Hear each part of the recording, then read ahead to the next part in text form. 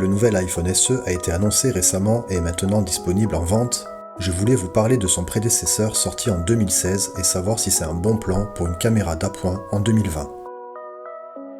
Tout d'abord, rappelons un peu ses caractéristiques en photo et en vidéo. Ce téléphone est équipé à l'arrière d'un capteur de 12 mégapixels ouvrant à 2.2, pas l'idéal en faible luminosité, c'est vrai. Comme le 6S à l'époque, il partage également l'enregistrement 4K en 30 images par seconde. Non seulement cela, mais il permet de faire d'excellents ralentis jusqu'en 240 images par seconde. Tout l'intérêt de cet appareil sera de l'utiliser comme caméra d'appoint. Je m'explique.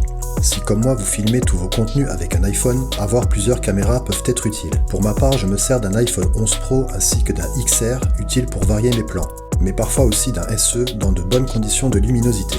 De plus, avec l'application Filmic Pro, plusieurs options me sont offertes même sur ce dernier, comme le fait de filmer en profil log par exemple.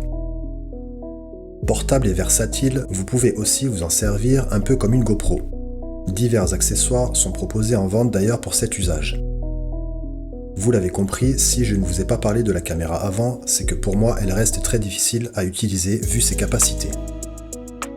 Cet iPhone SE première génération pourra aussi vous servir d'enregistreur numérique, entre autres, en y reliant un micro externe sur sa prise jack.